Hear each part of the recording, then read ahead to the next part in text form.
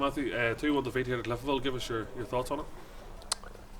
I thought they were a decent team. I thought they showed a lot of attacking prowess, and we were a little bit helter-skelter with our defending, if I'm honest. But I felt we managed to stay in the game. You know, we've done what we've been doing over the last little while, and we stayed in the game. And I always felt there was an opportunity for us. Today it just didn't fall. You know, in the second half certainly we're defending well at the back, and Jacob's made a few saves, and maybe they've hit a couple over or whatever. And I just felt we just needed one opportunity in their box, but it just didn't drop to us today. But I can't fault the boys at all. I think they've knocked their pans in. They've done a shift all over the pitch, and they tried to play as best as they could. Obviously the odd time we made the wrong decision or the wrong pass, but in general I thought they did what was asked of them. It just wasn't quite enough.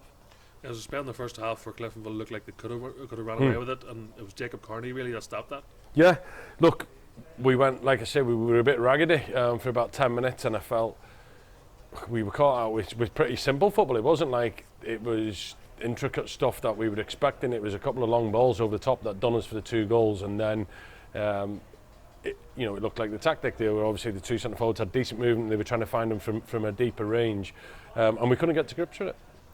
You know, it wasn't like it was a midfield runner going through or anything else. It was just 2 strikers against 2 centre halves, and we got undone by some good passes or good balls. But you know what we done, which is a credit to the boys. They just got together and went, you know what, we'll just sit in here. You could hear them. You know, this is something that a massive positive for me, because it's something that we would have doubted, I suppose, not the right word, but could they do that? You know, we're looking at George and Barney and going, they've got to start directing people around the pitch and tucking people in, and you could hear them.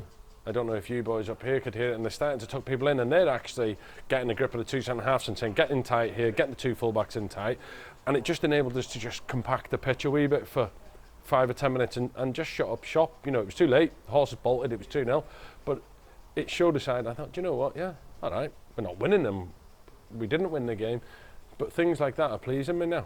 Because I'm seeing it, you know, you're seeing Oshin breaking things up, Barney and George, maybe niggly fouls. You've got to do that, because see, when we're breaking, that's what happens to us. So them things today, like I say, albeit in defeat, there was some things that I thought, the boys are learning. All right, it wasn't enough today, but they're learning, and see in 6 months' time or however many months' time when we restart next season, they need to know that. They need to be hitting the ground running in August, because we're not going to have the buffer of no relegation, so we need to go and bang, and we need to start picking more points up here against the top 6 teams.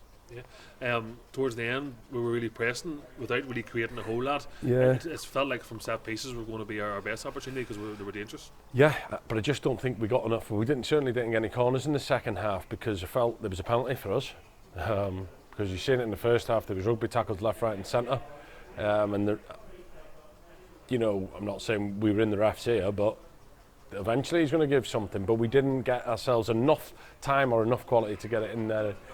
Look, little things, but that's what I'm saying. I always felt at 2-1 we were always in the game, because they had broke a few times and they haven't punished us. That's when you're thinking, you know, I'm certainly, if I'm in their dugout, we're definitely going to concede, because we've miskicked it, we've hit it over the bar, the keeper's made a couple of saves, and we're going to get something. We just didn't get it today. Look, not for nobody's fault or nothing, it just, that's the way it is. Sometimes they're a good team. Don't forget, they'd won 5 in the spin before coming here. They're top of the form league in the whole league from the past 6 games, and after 10 games they're only second behind Linfield. So it's not like we've been disgraced or anything. We were just undone, like I say, with 2 decent balls and, you know, a little bit of lax defending. Yeah. Lauren, then on Tuesday night, it's the last time you get to play a top 6 side. Really, it's a chance for the guys to prove their worth. Yeah, I'll be honest now, I'll probably make a few changes Tuesday. Said it on Tuesday night past that the boys are out on their feet, but I felt they would deserved another opportunity to go and do it after 2 wins, and I felt, you know, today, let's go and give it a good go. But our boys there that are chomping to play. You know, we've 7 boys on the bench today, and there's a couple that aren't in the squad or whatever, that are busting to play. So we will give them opportunity, and we'll probably see that now over the course of the last 7 games of moving and giving people an opportunity. Obviously we'll be still trying to win every game, but we'll maybe go into the split, I suppose, looking at people and giving them an opportunity, because they've been patient, and you know, we haven't really had too much complaining. They understand sometimes I make decisions, sometimes I'm right, sometimes I'm wrong. I always do things for the best of the team and the squad and the balance of the team, because somebody might be a better player but it might not suit everybody else that's in and around, so we'll look at the balance, but certainly come Tuesday we'll look to freshen it up.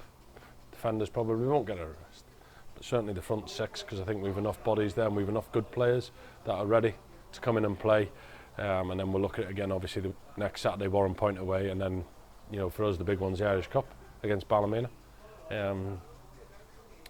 Not being disrespectful, the bottom six now is going to be worthless to us. There's no relegation, there's no threat of anything, but the Irish Cup I think is something we should have a really good go at.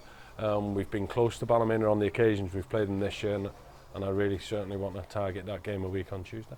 Good man, thank you.